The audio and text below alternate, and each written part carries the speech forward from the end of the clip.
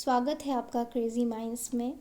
और आज मैं आपको पढ़ाने वाली हूँ क्लास 8 का chapter second which is microorganisms friend and foe. क्या आपको पता है कि माइक्रो ऑर्गेनिज़म फ्रेंड कैसे हैं और फो कैसे हैं? आज मैं इस चैप्टर में आपको वही बताने वाली हूँ। So guys let's start. अगर आप मेरे चैनल पे नए हैं तो प्लीज़ मेरे चैनल को लाइक सब्सक्राइब ज़रूर करें। कमेंट करके बताना ना भूलें कि आपको मेरा वीडियो कैसा लगा। तो चलिए शुरू करते हैं। सबसे पहले मैं आपको फ्रेंड और फोर्स का मतलब बताऊंगी। माइक्रो ऑर्गेनिजम्स का मतलब तो आप जानते ही होंगे, मैं फिर से एक बार आपको बता देती हूँ। माइक्रो ऑर्गेनिजम्स, अगर हम इसको दो पार्ट्स में डिवाइड करें तो एक वर्ड बनता है माइक्रो और दूसरा वर्ड बनता है ऑर्गेनिजम्स, जिसमें से माइक्रो का मतलब होता है very very very small particles और organisms which can not be seen by naked eyes. इसका मतलब ये होता है कि वैसे ऑर्गेनिजम्स जो कि हमें नन की आँखों से नहीं देख सकते उसे माइक्रो ऑर्गेनिजम्स कहते हैं।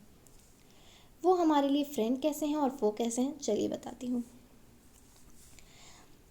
हमने ऐसा पहले भी पढ़ा था कि ऐसे ऑर्गेनिजम्स जो कि living organisms around us which we normally can not see, आपकी बुक में लिखा है कि वैसे ऑर्गेनिजम्स जो कि हम अपने नेकेड आई से नहीं देख सकते उन्हें हम माइक्रो ऑर्गेनिजम्स या फिर माइक्रोब्स कहते हैं। फॉर एग्ज़ाम्पल, आपने देखा होगा कि रेनी सीज़न में जो हम ब्रेड को अगर फ्रिज में ना रखें, ऐसी जगह रख दें जहाँ पर वो बर्बाद भी हो सकता है, स्पॉइल हो सकता है, सड़ सकता है, तो आप देखोगे उसके ऊपर एक ग्रोथ होती है। उसी ग्रोथ में माइक्रो ऑर्गेनिजम्स का ग्रोथ होता है और वहाँ पर ग्रेश वाइट पैचेस लग जाते हैं। इन पैचेस को हम मैग्नीफाइंग ग्लास से देख सकते हैं। आपने ध्यान दिया होगा, अगर देखा है तो प्लीज़ कमेंट करके ज़रूर बताओ। हमें ऐसे ऐसे ही ऑब्जर्वेशंस ये बताते हैं कि माइक्रो ऑर्गेनिजम्स हमारे फूड को स्पॉइल करते हैं। जैसा कि हम देख सकते हैं, मैं जूम करती हूँ एक्टिविटी 2.1 में। आप देख सकते हो कि एक्टिविटी को मैं पहले आपको समझाती हूँ, फिर आप देखना। Collect some moist soil from the field in a beaker and add water to it. थोड़े से सॉइल को बीकर में कलेक्ट करके उसमें पानी डालें। थोड़ा ही पानी ऐड करें, ज़्यादा पानी ऐड करने से कोई फ़ायदा है नहीं, तो आप थोड़ा सा पानी ऐड करें। और जब सारे के सारे सॉइल पार्टिकल्स उस बीकर में सेटल डाउन हो जाए तो आप उसमें पानी को बीकर में माइक्रोस्कोप से देखें। आप क्या देखते हैं, अपनी ऑब्जर्वेशन को ज़रूर बताइए। एक्टिविटी 2.2 में मैं आपको बताना चाहती हूँ कि उसमें आपको कहा गया है कि take a few drops of water from a pond. आपको एक पॉन्ड से कुछ ही ड्रॉप्स के वाटर के लेने हैं और आपको एक ग्लास स्लाइड में उन्हें स्प्रेड करना है और उसे देखना है माइक्रोस्कोप से। Do you find tiny organisms moving around? क्या आपने ये देखा कि टाइनी ऑर्गेनिजम्स वहाँ घूम रहे हैं? तो चलिए, ये ऑब्जर्वेशन हमें ये बताते हैं कि हमने जब इन्हें मैग्नीफाइंग ग्लास या माइक्रोस्कोप से देखा तो हमने ये देखा कि वहाँ बहुत बहुत छोटे छोटे ऑर्गेनिजम्स घूम रहे हैं। इनसे पता चलता है कि उनमें इनफैक्ट हमारी ह्यूमन बॉडी में भी बहुत सारे माइक्रो ऑर्गेनिजम्स होते हैं। माइक्रो ऑर्गेनिजम्स जो हैं वो 4 मेजर ग्रुप्स में डिवाइडेड हैं। सबसे पहला है बैक्टीरिया, सेकंड है फंगी, थर्ड है protozoa and fourth is algae. ये सारे ऑर्गेनिजम्स जो हैं उनके बारे में हम एक एक करके पढ़ते हैं। फ्रेंड्स, जैसे कि ये वीडियो आपको पूरे चैप्टर के शॉर्ट एलेबोरेशन बताएगी और आपको फुल कॉन्सेप्ट के साथ मैं आपको अभी बताने वाली हूँ। उम्मीद है आपको समझ आ रही होगी, और अगर समझ में आ रही है तो प्लीज़ मेरे इस वीडियो को लाइक शेयर ज़रूर करें, और अगर मेरे चैनल पर नए हैं तो सब्सक्राइब करना बिल्कुल ना भूलें, बेल आइकन ज़रूर प्रेस करना। तो चलिए आगे बढ़ते हैं वायरसेस की ओर। वायरस एक ऐसे माइक्रो ऑर्गेनिजम्स होते हैं जो कि दूसरे माइक्रो ऑर्गेनिज्म से बहुत अलग होते हैं, क्योंकि वो तभी रिप्रोड्यूस करेंगे जब वो किसी ऑर्गेनिज्म के सेल के अंदर हैं। जैसे कि हम बात कर सकते हैं बैक्टीरियम की या प्लांट की या एनिमल की। ये सारे जो होते हैं एनिमल्स में जो रिप्रोडक्शन होता है वो मतलब वायरसेस जो होते हैं वो हम उनको ना ही लिविंग कह सकते हैं ना ही नॉन लिविंग कह सकते हैं, क्योंकि वो उसके बॉर्डर लाइन पे है। जब वो लिविंग थिंग्स के कांटेक्ट में आते हैं तो वो लिविंग थिंग्स की तरह रिएक्ट करते हैं, जब नॉन लिविंग थिंग्स के कांटेक्ट में तो वो नॉन लिविंग थिंग्स की तरह ही रिएक्ट करते हैं। जैसे कि ये जो वायरसेस होते हैं अगर ह्यूमन बॉडी में आ जाए, आप तो देख ही रहे हो अभी कोरोना का कहर चल रहा है, वो भी एक वायरस ही है जो कि ह्यूमन बीइंग के ऊपर जाकर उनकी बॉडी को अफेक्ट करता है और एक लिविंग ऑर्गेनिज्म की तरह ही बिहेव करता है। और जब वो एक नॉन लिविंग थिंग्स में चला जाता है, क्या आपने कभी देखा है कि एक टेबल है जिस पे मान लो कोरोना का वायरस है तो वो टेबल को बुखार आ गया? ऐसा तो नहीं होता।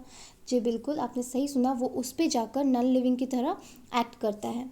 पर अगर हम उसके कांटेक्ट में आ गए तो हमें वो बीमारी हो सकती है। इसके डिजीजेस देख लेते हैं कुछ common. Dysentery and malaria caused by protozoans. And जो वायरसेस होते हैं उनके जो डिजीज़ेज़ हैं वो हैं पोलियो, चिकन पॉक्स, आपने सुना होगा। तो ये बहुत ही ख़तरनाक बीमारियां हैं, प्लीज़ दूर रहें। और आगे बढ़ते हुए मैं आपको ये कुछ पिक्चर्स दिखा रही हूँ। ये हैं एल्गी की pictures, spirogyra and all. Here मैं आपको सबके एक एक एग्जाम्पल्स ही दे रही हूँ। ये प्रोटोजोआ के हैं, अमीबा। दूसरा पैरामीशियम है। ये ब्रेड मोल्ड है फंगी का, पेनिसिलियम फंगी एंड एस्पेरगिलस, ये भी फंगी। बैक्टीरिया में आप देख सकते हैं, मैं आपको एक बैक्टीरिया का नाम बताती हूँ जिसका नाम है लैक्टोबैसिलस, जो कि हमारे लिए फ्रेंड की तरह काम करता है क्योंकि वो कर्डलिंग ऑफ मिल्क में हेल्प करता है। तो चलिए अब हम उसी के बारे में बात करने वाले हैं जो कि है friendly micro organisms. Micro organisms सिर्फ हमारे लिए दुश्मन नहीं, दोस्त भी हैं। जैसे कि आप देख सकते हैं माइक्रो ऑर्गेनिजम्स जो होते हैं वो इसमें कैसे हमारे लिए फ्रेंड की तरह काम करते हैं, हम वो आज यहाँ पर पढ़ेंगे। सबसे पहले हम ये देखेंगे कि माइक्रो ऑर्गेनिजम्स रहते कहाँ हैं। हमारा घर है, हम घरों में रहते हैं, माइक्रो ऑर्गेनिजम्स कहाँ रहते हैं? तो ये दिया है कि माइक्रो ऑर्गेनिजम्स या सिंगल सेल्ड बैक्टीरिया की तरह हो, सम एल्गी एंड प्रोटोजोआ, और multicellular such as algae and fungi. Single celled क्या होता है, क्या आपको पता है? यस, मुझे पता है कि आपको पता है, फिर भी मैं आपको बता दूं कि सिंगल सेल्ड ऑर्गेनिजम्स ऐसे ऑर्गेनिजम्स होते हैं जिनमें सिर्फ एक ही सेल हो, उन्हें यूनिसेलुलर ऑर्गेनिजम्स भी कहते हैं। जस्ट उसके अपोजिट में होते हैं मल्टी सेलुलर ऑर्गेनिजम्स जिसमें दो या दो से ज़्यादा सेल्स हों। और वैसे उसका एग्जाम्पल क्या होगा मल्टी सेलुलर? जी हाँ, हम ह्यूमन बींग्स ही हैं उसका एग्जाम्पल, एनिमल्स हैं। तो और सिंगल सेल्ड ऑर्गेनिजम्स के हम बैक्टीरिया, कुछ एल्गी और protozoa. Some micro organisms grow on other organisms with others exist freely. कुछ ऑर्गेनिजम्स जो होते हैं वो माइक्रो ऑर्गेनिजम्स वो किसी और ऑर्गेनिज्म की बॉडी पर रहते हैं। जैसे कि बहुत सारे बैक्टीरिया हमारी भी बॉडी में होंगे जो कि हमारी सेहत के लिए शायद अच्छे हैं, क्योंकि हमारे बॉडी में गुड और बैड बैक्टीरिया सारे तरह के माइक्रो ऑर्गेनिजम्स होते हैं। तो अगर उनमें से कुछ गुड माइक्रो ऑर्गेनिजम्स ना हों तो हमारी बॉडी को बहुत बुरी तरह से इफ़ेक्ट होगा, और अगर कुछ बुरे माइक्रो ऑर्गेनिजम्स हैं तो हमारी बॉडी को बहुत ज़्यादा नुकसान पहुंचाएंगे।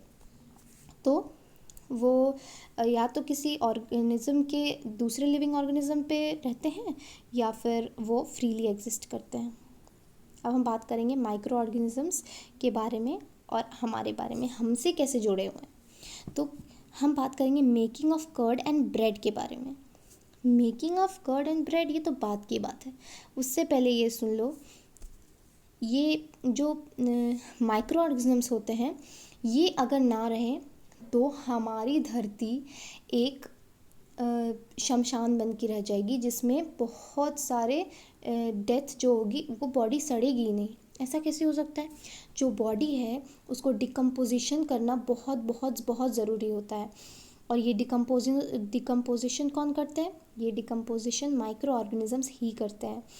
जैसे कि कुछ कुछ माइक्रो ऑर्गेनिजम्स होते हैं वो हमारे लिए बहुत बहुत यूज़फुल होते हैं। सबसे पहला एग्जांपल ये है कि ये जो माइक्रो ऑर्गेनिजम्स होते हैं ये डेड ह्यूमन बॉडी और एनिमल बॉडी और प्लांट बॉडी को डिकम्पोज कर देते हैं, जिससे कि सॉइल फर्टिलिटी बहुत अच्छी हो जाती है।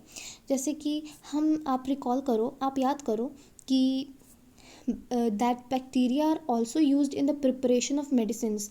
आपने सुना होगा जो पहला एंटीबायोटिक था वो पैरासिलियम नोटेटम नाम के एक बैक्टीरिया से ही बना था। और in agriculture they are use to increase soil fertility by fixing nitrogen. बहुत सारे ऐसे प्लांट्स होते हैं जो कि खुद नाइट्रोजन फिक्सेशन नहीं कर पाते, उनको वो नीड होती है तो भी वो नहीं कर पाते। तो इसीलिए बैक्टीरिया या कुछ माइक्रो ऑर्गेनिजम्स ऐसे होते हैं जो नाइट्रोजन फिक्सेशन में हेल्प करते हैं, उन्हें ऐसे फॉर्म में कन्वर्ट कर देते हैं जिससे कि प्लांट को वो कंज्यूम कर हो सके उससे। समझ आई? अगर समझ आ गई तो यार लाइक करो ना। तो चलो आगे बढ़ते हुए हम अपना नेक्स्ट टॉपिक देखते हैं जो है making of curd and bread. हमने क्लास 7 में पढ़ा था कि जो मिल्क है वो कर्ड में कैसे चेंज हो जाता है। रातों रात ऐसा कैसे होता है? उसके लिए कुछ टाइम लगता है, बट वो प्रोसेस होती है। और वो प्रोसेस का सबसे बड़ा कारण होता है बैक्टीरिया। हमने ये भी पढ़ा था, हमने अपनी मम्मा को देखा होगा कि जो थोड़ा सा हल्का ल्यूकवार्म मिल्क होता है उसमें थोड़ा सा कर्ड मिलाती है, दही मिलाती हैं, और दूसरे दिन वो पूरा सेट हो जाता है, उसका टेस्ट ही बदल जाता है। ऐसा कैसे होता है? मैं आपको बताती हूँ कि ऐसा क्यों होता है। कर्ड जो होता है वो बहुत सारा माइक्रो ऑर्गेनिजम्स उसमें वास होता है, बहुत सारे माइक्रो ऑर्गेनिजम्स का। और उसमें से जो एक बैक्टीरियम होता है, बैक्टीरियम क्यों यूज़ करूँगी, बैक्टीरिया होता है ना, बैक्टीरिया जो है वो प्लूरल के लिए यूज़ होता है और बैक्टीरियम सिंगुलर के लिए यूज़ होता है। यहाँ पर लैक्टोबैसिलस एक बैक्टीरिया है तो इसीलिए हम बोलेंगे लैक्टोबैसिलस। यहाँ पर जो एक बैक्टीरियम है वो फॉर्मेशन ऑफ कर्ड को प्रमोट करता है। वो जब मिल्क के अंदर जाता है तो वो वहाँ मल्टीप्लाई हो जाता है और मिल्क को कर्ड में चेंज कर जाता है। इस प्रोसेस को कहते हैं curdling of milk, CURDLING of milk. तो चलिए आगे बढ़ते हुए मैं आपको ये भी बताती हूँ कि बैक्टीरिया जो होते हैं वो चीज़, पिकल्स एंड बहुत सारे फूड आइटम्स के में भी यूज़ होते हैं। आपको क्या लगा होगा कि वो जो सूजी होती है, वो जो इडली होती है, वो भटूरे होते हैं, वो दही से बनते हैं ना। अगर आपको पता है कि वो फूलते क्यों हैं? आपको मैं ये बताना चाहती हूँ कि बैक्टीरिया और यीस्ट, ये दो तरह के जो माइक्रो ऑर्गेनिजम्स होते हैं, ये फर्मेंटेशन करते हैं राइस, इडली का और डोसा बैटर का, ताकि वो फूल जाए। तो चलिए आगे बढ़ते हुए हम एक एक्टिविटी देखेंगे, एक्टिविटी 2.3। तो इसमें देखते हैं हमने आधा किलो फ्लावर लिया, हम उसे आटा या मैदा भी कह सकते हैं, हम आटा भी ले सकते हैं या तो मैदा भी ले सकते हैं। उसमें हम थोड़ा सा शुगर मिलाएंगे और उसे थोड़े से ल्यूकवार्म वाटर से मिक्स करेंगे। अब उसमें हम थोड़ा सा यीस्ट पाउडर मिलाएंगे और उसे हम गूँथ लेंगे एक सॉफ्ट डो में। ओके, हम उसमें क्या देखते हैं 2 घंटे बाद? क्या आपने ये देखा कि वो डो फूल गया? इसका कारण ये है कि yeast reproduces rapidly and produces carbon dioxide during respiration. क्या होता है कि यीस्ट जो है जैसे ही उसमें वो डलता है, हम यीस्ट को ख़रीद कर भी डाल सकते हैं, तो वो तुरंत रैपिडली वहाँ पर उसका रिप्रोडक्शन हो जाता है और वो वहाँ पर कार्बन डाइऑक्साइड प्रोड्यूस करता है रेस्पिरेशन के दौरान। और bubbles of the gas fill the dough and increases its volume. और उसी गैस का जो बबल्स होता है वो उस डो का वॉल्यूम इंक्रीज़ कर देते हैं, This is the basis of the use of yeast in the baking industry for making breads, pastries, and cakes. Yeast are used to make a lot of food items in our life. They are very important. Now ये जो आपकी दूसरी activity है, ये आप खुद पढ़ कर आना और मुझे कमेंट सेक्शन में ज़रूर बताना कि आपको समझ आई कि नहीं. हम बात करेंगे, आपको जैसा कि मैंने बता ही दिया था कि माइक्रो ऑर्गेनिजम्स का मेडिसिनल यूज़ क्या है, तो आपको बताने की तो ज़रूरत नहीं, आप तो स्मार्ट हो ही. मैं आपको एक इम्पॉर्टेंट पॉइंट बताना चाहती हूँ कि in 1929 Alexander Fleming was working on a culture of disease causing bacteria.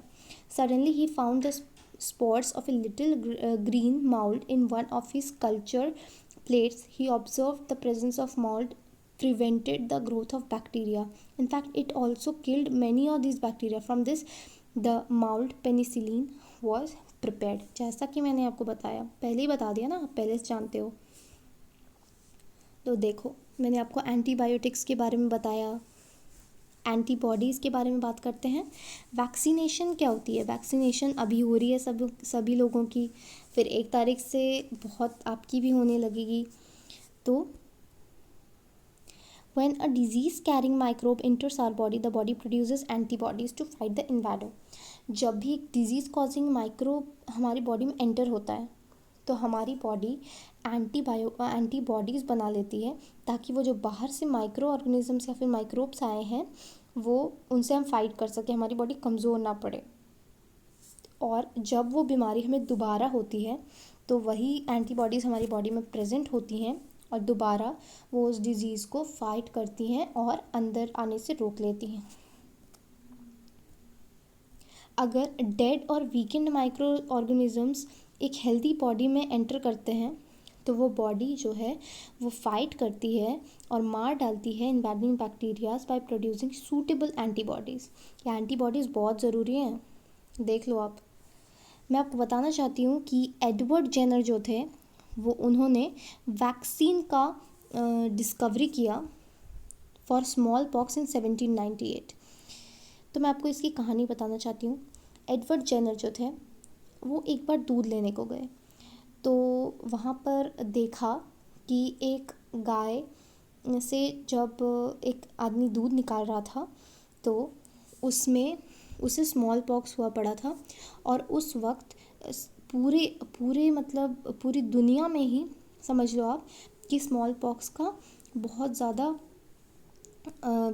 हाहाकार मच गया था, बहुत ज़्यादा बीमारी फैल गई थी. तो उन्होंने देखा कि वो आदमी वो बहुत सुरक्षित है, उससे कुछ नहीं हुआ. क्योंकि आपको पता है दोस्तों, ये इसलिए हुआ क्योंकि उस गाय को स्मॉल पॉक्स था और उसके पॉक्स से वो आदमी प्रोटेक्ट हो रहा था. तो उन्होंने एडवर्ड जेनर ने 1798 में वैसा ही एक वैक्सीन निकाला जिसमें कि वो इंसान प्रोटेक्ट हो, वो इंसान की तरह सारे लोगों के लिए एक वैक्सीन निकाली जिससे सबको बहुत फ़ायदा हुआ. और उस वक्त से स्मॉल पॉक्स बहुत बड़ी बीमारी बनकर नहीं रह गई. मैंने आपको क्लीनिंग द एनवायरनमेंट के बारे में बता दिया, हार्मफुल माइक्रो ऑर्गेनिजम्स के बारे में बताऊंगी. ये जो ऐसे ऑर्गेनिजम्स होते हैं, ऑर्गेनिजम्स के बारे में फ्रेंडशिप तो कर ली उन्होंने हमसे, बट हमारे दुश्मन भी वो उतने ही गहरे हैं. जैसे कि जो डिज़ीज़ कॉजिंग माइक्रो ऑर्गेनिजम्स होते हैं उन्हें पैथोजेंस भी कहते हैं. वैसे ऑर्गेनिजम्स क्या करते हैं कि वो हमारा खाना बर्बाद करते हैं, कपड़े ख़राब कर देते हैं, लेदर का जो भी आपके पास सामान है वो बर्बाद कर देते हैं. तो ऐसे ऑर्गेनिजम्स को पैथोजेंस बोलते हैं जो कि डिजीज़ कॉज करते हैं. सो हमारा डेफिनेशन क्या हुआ? The disease causing micro organisms are called pathogens. उम्मीद है आपको ये समझ आया होगा. मैंने आपको पहले ही बताया, मैं आपको ये जो बोल्ड वर्ड्स हैं ये आपको देख के थोड़ा अजीब सा लग रहा होगा तो मैं आपको बता दूँ. द माइक्रोबियल डिजीज़, वैसे माइक्रो ऑर्गेनिजम्स जो कि डिजीज़ फैलाते हैं उन्हें माइक्रोबियल डिजीज़ कहते हैं. That can spread from an infected person, जो कि एक ऐसे आदमी से एक हेल्दी पर्सन को पहुंच जाए. ऐसे आदमी को जिसको पहले से बीमारी पकड़ी हुई है और उस आदमी से एक हेल्दी आदमी को लग जाए किसी भी मीन्स से, जैसे कि एयर, वाटर, फूड और फिजिकल कांटेक्ट, तो वैसे में कम्युनिकेबल डिजीज़ होते हैं। उसका जस्ट उल्टा ऐसे डिजीज़ेस जो कि नॉन कम्युनिकेबल हों, मतलब एक इन्फेक्टेड पर्सन से एक हेल्दी पर्सन को नहीं जा सकते हैं, वैसे डिजीज़ेस को नॉन कम्युनिकेबल डिजीज़ कहते हैं। कम्युनिकेबल डिजीज़ेस के एग्जांपल आप जानते ही हो, चिकन पॉक्स, कॉलेरा, ट्यूबरकुलोसिस, तो ऐसे होता है। और जो नॉन कम्युनिकेबल डिजीज़ होते हैं, जैसे कि हाइपरटेंशन, ये आपका बहुत बड़ा कारण है। हार्ट अटैक जो आपको कार्डियक अरेस्ट आता है, उसमें भी आप फैल नहीं सकते, वो फैलने वाली बीमारी नहीं है। तो उम्मीद है आपको समझ आया होगा। मैंने ये सारी बातें आपको बता दी हैं पहले ही, और आपने ये छोटे क्लासेस में भी पढ़ा है। मैं आपको ये चार्ट बता देती हूँ, बहुत ही ज़रूरी चार्ट है। तो चलिए बताती हूँ। Some human diseases caused by micro organisms. हम ह्यूमंस में ऐसे डिजीज़ेज़ जो कि माइक्रो ऑर्गेनिजम्स काउज करते हैं। सबसे पहला है ट्यूबरकुलोसिस, मीजल्स, चिकन पॉक्स और पोलियो। कॉजेटिव ऑर्गेनिज्म है। ट्यूबरकुलोसिस को जो कॉज करता है वो है बैक्टीरिया। इसका ट्रांसमिशन का मोड है एयर। और प्रिवेंटिव मेजर्स इसमें क्या है? Keep the patient in complete isolation. If a person is suffering from tuberculosis, then the person should be kept in complete isolations. The personal belongings of the patient away from those of the others. Vaccination to be given at suitable age. Age भी बहुत ज़रूरी है। अगर आपकी as नहीं है, आप vaccination नहीं करवा सकते, तो आपको बहुत प्रॉब्लम हो सकती है। दूसरा है मीजल्स, जिसके पॉजिटिव एजेंट है वायरस ये भी एयर से ही ट्रांसमिट होते हैं। इसका भी वही सेम प्रिवेंटिव मेजर है। चिकन पॉक्स वायरस से होता है और इसका एयर से भी फैल सकता है, और अगर आप उस इंसान के कांटेक्ट में आए हो तो भी फैल सकता है। चौथा है पोलियो, जो कि वायरस से ही होता है और ये एयर वाटर से फैल सकता है। जी हाँ, बहुत ही ख़तरनाक बीमारी है, इससे बहुत आपको नुकसान पहुंचता है। पांचवा है कॉलेरा, बैक्टीरिया से होता है, वाटर और फूड के थ्रू हो सकता है आपको। कॉलेरा का हिंदी वर्ड है हैजा, जो कि आपको बहुत ज़्यादा गंदा पानी या गंदे फूड के कंजम्पशन के कारण हो सकता है, और वाटर और फूड से फैल सकता है। तो इसका प्रिवेंटिव मेजर क्या है वो देख लेते हैं। मेंटेन पर्सनल हाइजीन, आपको साफ़ सुथरी जगह पे रहना है, आपको साफ़ सुथरे कपड़े पहनने, रोज़ नहाना है, ऐसा होता है। एंड गुड सैनिटरी हैबिट्स, जैसा कि मैंने आपको बताया। Consume properly cooked food and boiled drinking water. Vaccination सबसे ज़्यादा ज़रूरी इसमें वैक्सीनेशन है। एंड आपको ड्रिंकिंग वाटर, पानी एकदम साफ़ बॉईल करके पीना है। कुक्ड फूड, पूरा अच्छे से पका हुआ खाना खाना है, और सैनिटेशन का बहुत अच्छे से ख्याल रखना है। अगला है टाइफाइड, जो कि बैक्टीरिया के कारण होता है और ये वाटर से फैलता है। इसका भी सेम वही है कि गंदे पानी और गंदे खाने से आपको टाइफाइड हो सकता है, और प्रिवेंटिव मेजर्स भी सेम है। हेपेटाइटिस ए, हेपेटाइटिस जो है वो वायरस से फैलता है, थ्रू वाटर भी फैल सकता है। अगर एक इन्फेक्टेड पर्सन है हेपेटाइटिस ए से, तो दूसरे हेल्दी पर्सन को वाटर के थ्रू वो लग सकती है। इसमें आपको प्रिवेंटिव मेजर्स क्या लेने हैं? Drink boiled water and vaccination. Malaria, oh my God, such a common disease. ये कॉज होते हैं प्रोटोजोआ से। इनके कॉजेटिव एजेंट्स हैं मॉस्क्यूटो, जिससे हम बहुत ज़्यादा नफरत करते हैं, फिर भी आते हैं। इसका प्रिवेंटिव मेजर थोड़ा अलग है, जो कि सबको पता है। Use mosquito net and repellents, spray insecticides and control breeding of mosquitoes by not allowing water to collect in the surroundings। आपको बहुत अच्छी तरह से पता है कि इसको कैसे करना है। यहाँ डू यू नो में दिया है कि Robert Koch 1876 discovered the bacterium bacillus anthracis which causes anthrax disease. Anthrax disease जो होता है वो कैटल्स में होता है, और उन्होंने रॉबर्ट कॉच ने एक बैक्टीरियम बैसिलस एंथ्रासिस को मतलब डिस्कवर किया था, जो कि एंथ्रेक्स डिजीज़ कॉज करती थी। कुछ प्लांट डिजीज़ेस भी बता देती हूँ। पहला है सिट्रस कैंकर, जो कि माइक्रो बैक्टीरिया से होता है और इसका मोड ऑफ ट्रांसमिशन एयर है। दूसरा है रस्ट ऑफ व्हीट, जो कि फंगी से होता है और इसके मोड ऑफ ट्रांसमिशन है air and seeds. Yellow vein mosaic of bhindi okra, जो कि वायरस से होता है, उसके मोड ऑफ ट्रांसमिशन है इंसेक्ट्स, बहुत ख़तरनाक। मैं आपको बताती हूँ फूड पॉइजनिंग के बारे में। फूड पॉइजनिंग आपको गलत खाना खाने से हो सकता है और उससे आपको बहुत बहुत ज़्यादा nausea, pain in abdominal region, diarrhoea हो सकता है आपको। तो ये सब बहुत ज़्यादा ख़तरनाक हो सकता है। अगर आप गलत खाना, आप रोड साइड खाना खा लोगे तो आपको ऐसा हो सकता है। फूड प्रिजर्वेशन कैसे कर सकते हैं? मैंने आपको जैसे कि बताया था कि खाना अगर आप बाहर छोड़ दोगे तो माइक्रो ऑर्गेनिजम्स उस पर अटैक कर देते हैं। तो आप उसको एयर टाइट जार्स में रख सकते हैं। जैसे कि आपने देखा होगा कि लेज़ या कुरकुरे के पैकेट्स में आप देखते होगे कि कुछ दिनों के बाद वो रैंसिड हो जाते हैं, उससे सारा उनका ऑक्सीडेशन हो जाता है। ऑक्सीडेशन ना हो को प्रिवेंट करने के लिए हम उसमें नाइट्रोजन गैस फिल करते हैं। सेम एज पिकल्स, हम उसमें उसको प्रिजर्व करके रखते हैं और उसमें प्रिजर्वेटिव्स के तौर पर हम यूज़ करते हैं। सबसे पहला है कॉमन सॉल्ट। कॉमन सॉल्ट को हम लोग मीट और फिश को कवर करते हैं और उसको रखते हैं, उसका एक एग्जांपल है। और सॉल्टिंग को हम इसलिए आंवला प्रिजर्व करने के लिए, रॉ मैंगोज़ को प्रिजर्व करने के लिए, टेमरिंड को प्रिजर्व करने के लिए भी यूज़ करते हैं।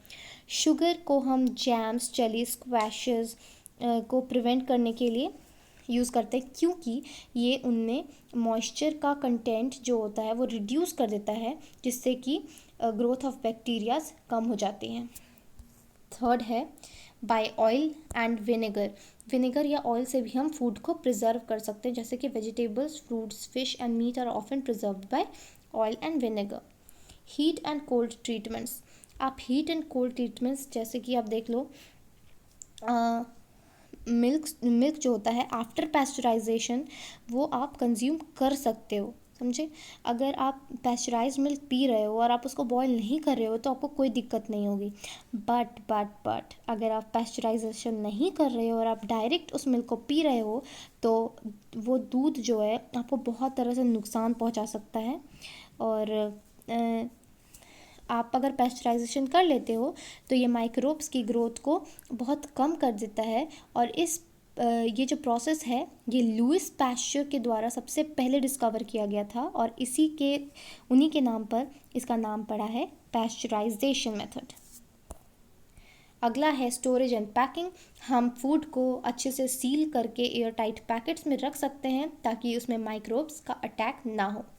नाइट्रोजन फिक्सेशन के बारे में मैंने आपको थोड़ा सा बता देना है, क्योंकि ये जो है यह आपको इतना जानने की ज़रूरत नहीं है, तो आपको जितना जानना है मैं आपको उतना बता देती हूँ। नाइट्रोजन फिक्सेशन के बारे में आपने क्लास 6 और 7 में भी पढ़ा है कि एक लेगुमिनस प्लांट होता है जो पल्सेस को ही लेगुमिनस प्लांट के ये में हम संदर्भ में लेते हैं। तो आप याद करो कि राइजोबियम जो है वो रूट नोड्यूल्स में रहते हैं लेगुमिनस प्लांट्स के, जैसे कि बीन्स और पीज, और वहाँ पर रहकर सिम्बायोटिक रिलेशनशिप में रहते हैं। और जब भी sometimes nitrogen gets fixed through the action of lightning, but you know that the amount of nitrogen in the atmosphere remains constant. You may wonder how. Let us understand this in this section. ये आपको इस section में ये बताएंगे कि जो nitrogen होता है वो बहुत ज़्यादा मतलब ऐसे फॉर्म में रहता है जो कि प्लांट्स डायरेक्टली यूज़ नहीं कर सकते। उसके लिए वो जो राइजोबियम होता है वो उनको बहुत हेल्प करता है और वो उसको एनवायरनमेंट से ऐसे यूजेबल फॉर्म में कन्वर्ट कर देता है जो कि प्लांट्स यूज़ कर सकें, और इससे प्लांट्स को बहुत हेल्प हो जाती है। इसीलिए कहा गया है सिम्बायोटिक रिलेशनशिप ऐसा रिलेशनशिप है जिसमें कि दोनों को फ़ायदा हो। ये है नाइट्रोजन साइकिल, आप इसे ध्यान से देखो। ये मैंने आपको भी बताया कि ये कैसे कैसे सारा कुछ एनिमल्स खाते हैं, कुछ प्लांट्स खुद से बनाते हैं, फिर उनको जाकर ये फूड चेन है एक तरह से आप देख लो तो बैक्टीरिया यहाँ पे सबसे पहले compounds of nitrogen in the soil, atmospheric nitrogen, यहाँ लाइटनिंग हुई, फिर यहाँ पर bacteria turn compounds of nitrogen to gaseous nitrogen, and this ये प्रोसेस चला और आपको रिजल्ट मिला। यहाँ पर मैं आगे बढ़ते हुए, ये देख रहे हो आप, ये कीवर्ड्स हैं और ये सारे आपने क्या क्या पढ़े, आप प्लीज़ इसको ध्यान से एक बार जाकर रिवाइज ज़रूर करना। ये है एनसीईआरटी की क्लास 8 की बुक, तो उम्मीद है आपको ये समझ आ रहा होगा। मैंने आपको ये सारी चीज़ें बताई हैं। ये रहे एक्सरसाइजेस। फ्रेंड्स, आपको मैं अगली वीडियो में ये सारे एक्सरसाइजेस करवा दूँगी और उम्मीद है आपको मेरा ये वीडियो अच्छा लगा होगा। अगर अच्छा लगा तो प्लीज़ मेरे चैनल को सब्सक्राइब करें, मेरे वीडियो को लाइक करें, शेयर करें और कमेंट करके बताना नहीं भूलना कि आपको मेरा वीडियो कैसा लगा। Thank you.